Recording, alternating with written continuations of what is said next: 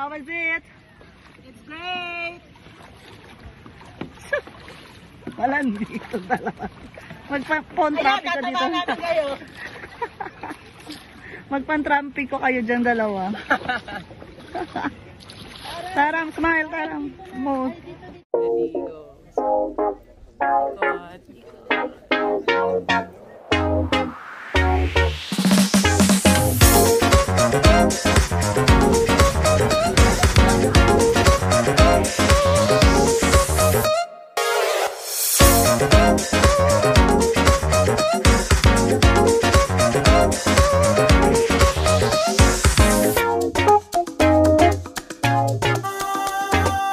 Welcome to Villa Escudero. This is a plantation and a resort found in the boundary of San Pablo, Laguna and Tiaong, Quezon. The resort is open for overnight and day tour. So I have included here the rates for the day tour which the family has availed.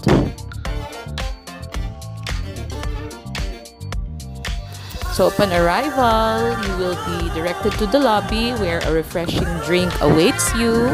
And doon na rin kayo magpaparegister where tickets will be given to you. Pagkatapos ay i-check ang mga bags dahil bawal magdala ng food except for a little snack and water. Tapos ayan na, you will be directed naman doon sa mga museums. So merong dalawang museum na makikita sa Villa Escudero. So the first one ay itong pink church na ito.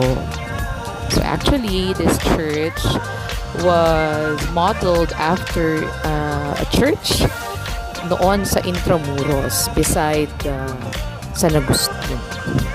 So dito makikita yung mga collections ng family dahil mahilig mag-collect, no? Yung si Mr. Escudero, Mr. and Mrs. Escudero.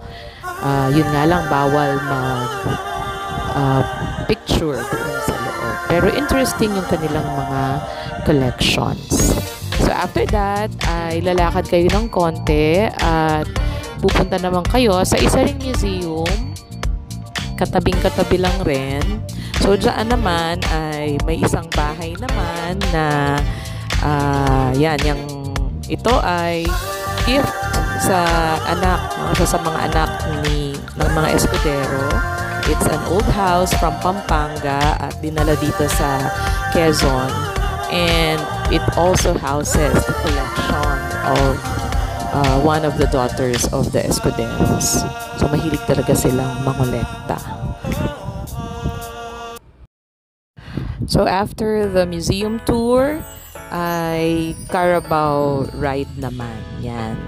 So, your group will be riding that cart na hihilahin ng kalabaw at dadalhin naman kayo doon sa falls for the lunch. Villa Escudero actually has the first ever hydroelectric power plant built in the 1920s by Mr. Arsenio Escudero para magamit sa factory mismo at sa buong plantation.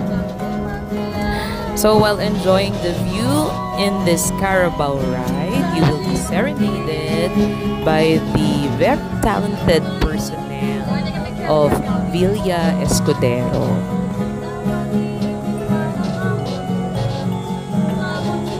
Slow down daw po, slow down lang.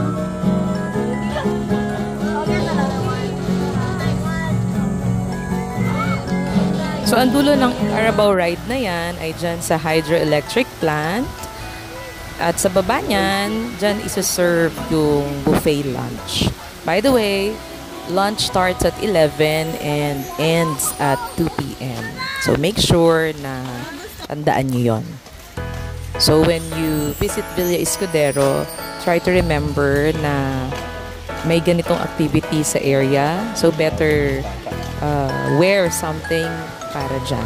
So, make sure na hindi mababasa yung suot nyo kasi ayan nga, oh, lulublob ang inyong mga paa dyan sa ilog na yan. So, habang kumakain kayo ng lunch ay nakalubog yung paa ninyo.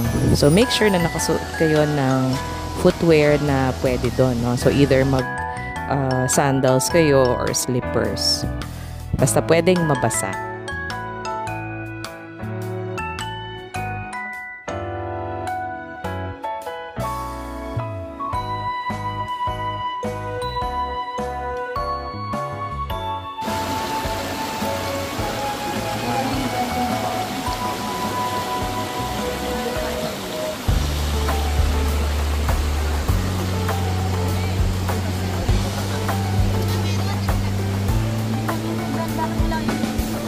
So, after enjoying your sumptuous lunch, ay pwede na kayong magpa-picture doon sa falls. Magandang backdrop para sa inyong mga family photos. After that, ay pwede na kayong umakyat doon sa building kung saan magkakaroon ng cultural show. The cultural show starts at 2 p.m. And if you want to get a good seat, make sure na pumunta kayo doon ng maaga kasi napupuno talaga siya because all the visitors will be directed to that building by the person. So, yung cultural show nila, it features different dances ng iba't ibang regions sa ating bansa. So, it's really a treat para doon sa mga mahilig sa ganitong mga palabas. So, ayan ang aming mga bagets while waiting. We hope you enjoy our show. Mabuhay!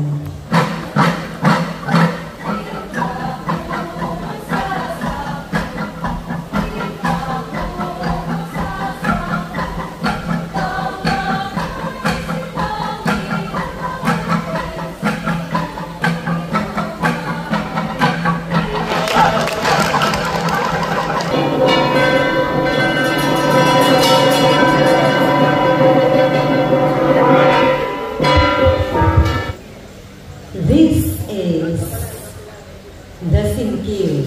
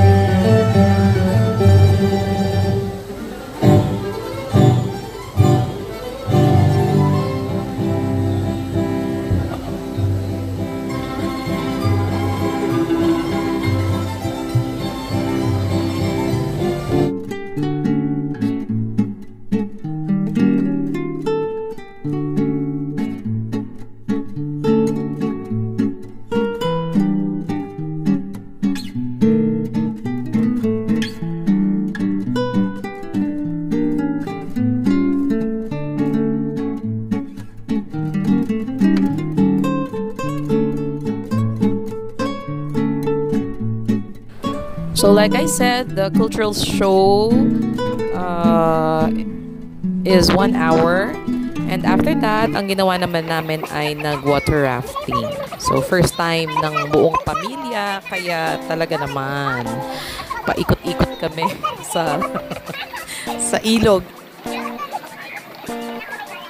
So, ihanda nyo ang inyong mga braso. At kung balak nyo talagang magpunta ng Villa Escudero, manood na kayo ng mga videos kung paano ba magsagwan dahil challenge kung hindi ka talaga marunong at isasaba ka agad dyan, no? Pero meron namang mga bangkero doon sa pantalan na mag-guide sa inyo, no? Para masigurado na makukuha nyo yung direction. So, ayan, kagaya na nakikita nyo rin, ay may mga life vest na pinasusuot sa bawat turista. At yung duration ng pag-water rafting na yan ay depende sa ability nga no, ng mga visitors. Pero maayos naman yung pila no, nung nagpunta kami dyan.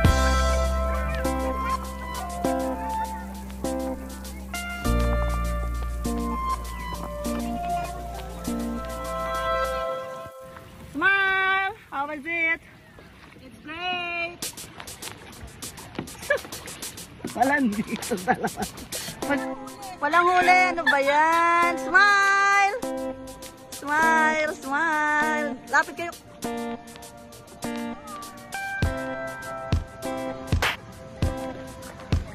Smile! Okay. Lapit kayo kay Ben para mapicturean. So kung ayaw nyo namang mag-water rafting or may energy pa kayo after water rafting, pwedeng mag-swim ang mga bagets or kahit kayo, no? Yun nga lang, for day tour hanggang 6 o'clock lang. So dapat 5 o'clock nakabihis na kayo. So all in all, it was a very good trip. Isang maayos na day tour and the family had fun in Villa Escudero. So, ayan, hahatid kayo doon sa parking ng mga cart na yan.